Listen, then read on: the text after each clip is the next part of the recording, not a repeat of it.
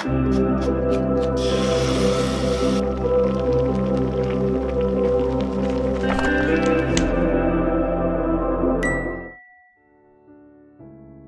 샬롬. 네, 오늘은 에스라서 1장에서 3장까지의 내용을 살펴보도록 하겠습니다. 네. 어제 개관편에서 보았듯이 하나님의 감동을 받은 고레스 칙령으로 이스라엘 백성들은 성전 재건을 위해 예루살렘으로 돌아올 수 있었어요. 네, 바사왕 고레스 원년 네. 기원전 538년의 일이네요.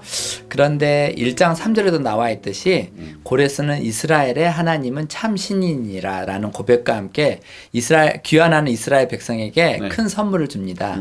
예전 예루살렘 성전이 무너질 때 느부갓네살 왕이 가지고 왔던 솔로몬 성전의 그릇들을 다 돌려주었고, 또 본문 맥락을 보면은 주변에도 이스라엘 백성의 성전 재건 작업을 도우라고 명령을 합니다.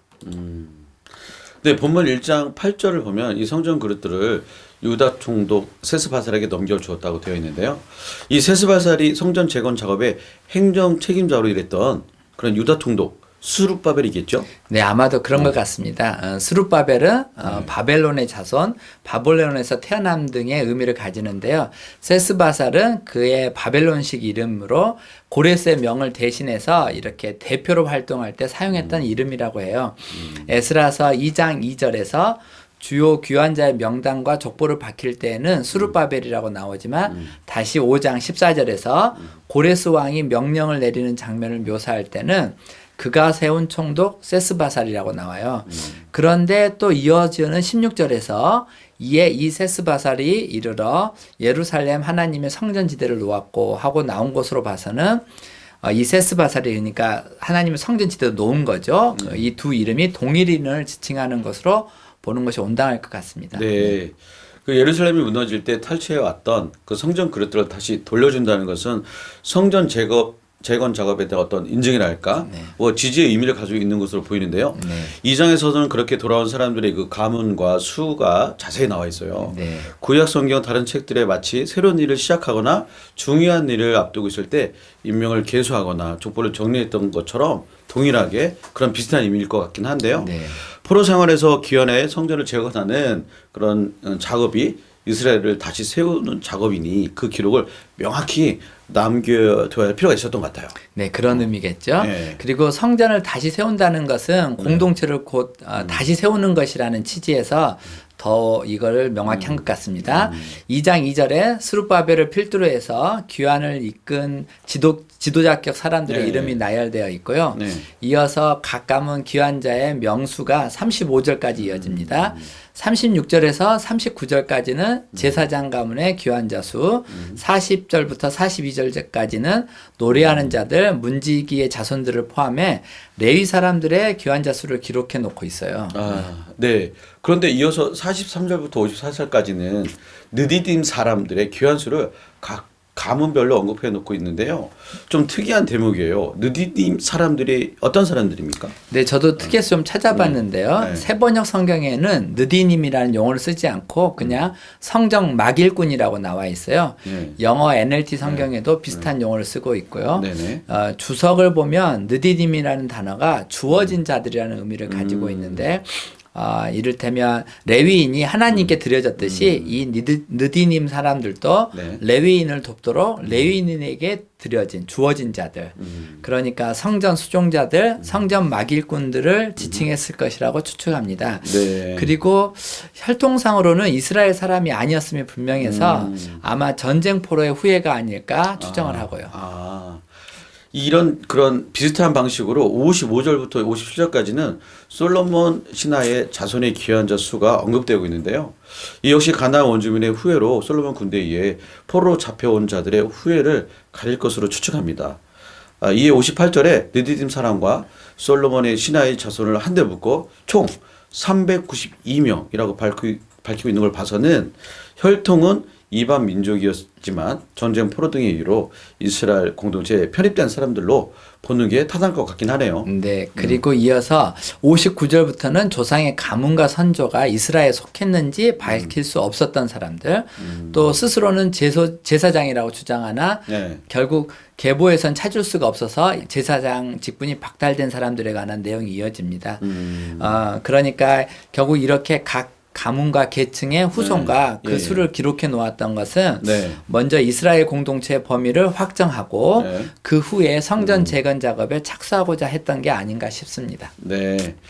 에스라서 10장 3절에 가서는 또 곧 내 주의 교훈을 따르며 우리 하나님의 명령을 떨며 준행하는 자의 가르침을 따라 이 모든 아내와 그들의 소생을 다 내보내기로 우리 하나님과 언약을 세우고 율법대로 행할 것이라 라고 나와 있는데요. 이러한 토대 다지기 작업이 네. 이방 여인들과의 통혼을 돌이키고 네. 아내뿐만 아니라 그들과의 사이에 나온 소생들까지도 돌려보냈던 어떤 그런 사건으로 이어지는 것 같아요. 네. 그러니까 드디어 이제 이런 사전 정지 작업을 다 마치고 나서 네. 본격적으로 성전 재건 작업에 돌입하는 거죠. 네. 3장의 내용입니다.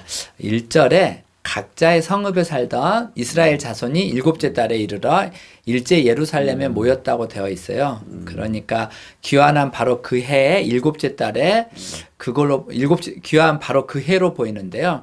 4절에도 나와 있듯이 네. 다들 모세 율법대로 초막절을 지키기 위해 올라온 것 같아요. 네.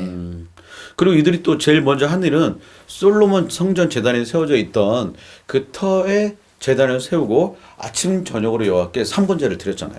네. 3절에 무리가 모든 나라 백성을 두려워하여 네. 제단을 그 터에 세우고 그 위에 아침 저녁으로 여호와께 번제를 드리며라고 되어 있어요.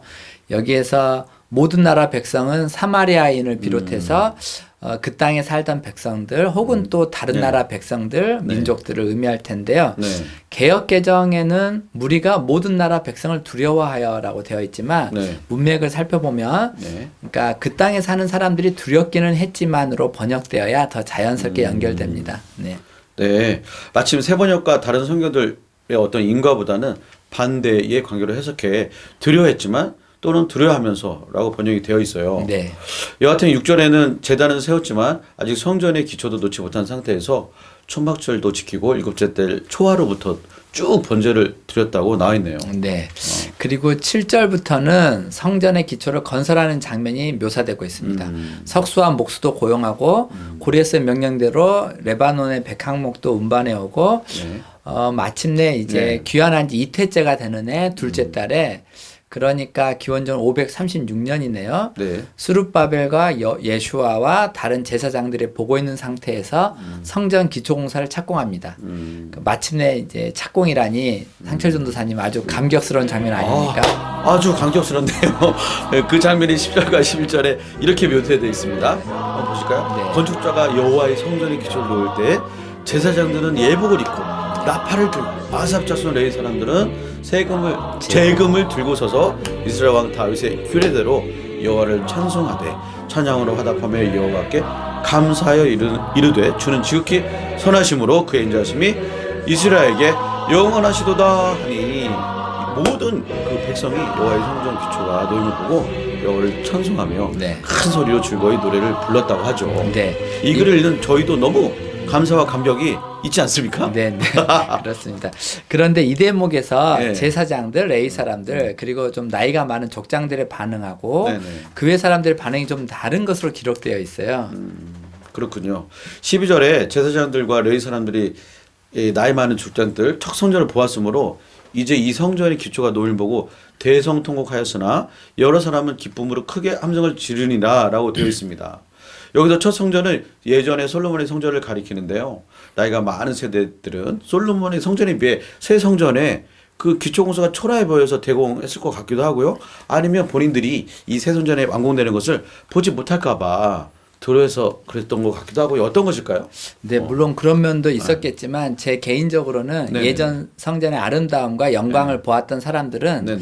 또 특별히 더욱이 성전이 각별한 의미를 지닐 수밖에 없었던 제사장과 레위 사람들, 나이 많은 족장들은 여러 회한과 회개 또 그러면서도 언약의 성취가 가져다주는 뭐라 할 수 없는 기쁨이 함께 있었지 않았을까 싶어요. 그러니까 우리가 조금만 더 잘했어도 하나님의 말씀과 율법에 순종했어도 네네. 성전이 무너지지는 않았을 텐데라는 회한과 회개의 눈물도 있지만 또 먼 길을 걸어서 네네. 성전을 재건하겠다는 일념 하나로 왔다. 네. 그간의 순종과 노력이 보상받는 시간이라고나 할까요? 저도 14년 전에 우리가 이 교회 건물에 헌당 네. 예배를 드릴 때 네. 그 벅찬 감격과 눈물이 아직도 선합니다. 네. 네, 정말 그런 것 같습니다. 3장에 보면 백성이 크게 외치는 소리가 멀리 들림으로 즐거이 부르는 소리와 통곡하는 소리를 백성들이 분간하지 못했더라라고 끝나는데요. 이 장면이 여호와 하나님의 말씀과 율법을 최대한 간직하려 했던 구세대와 바통을 이어가는 그 신세대가 하나로 연합되는 장면이 아닌가 싶기도 하고요. 과거를 돌이키고 날려보내며 또 새로운 미래를 기쁨으로 준비하는 그런 느낌이 나네요. 네, 그렇습니다. 특히 이제 성전 재건과 이스라엘 공동체 복원이라는 이 일념 하나로 2,400km 가까이 되는 광야길을 걸어서 돌아와야 했던 당시 사람들에게는 그 회한과 감격이 틀했을 것 같습니다. 동일한 은혜가 오늘 본문을 묵상하는 한 분 한 분에게 부어지시길 축복합니다. 네, 아멘. 축복합니다.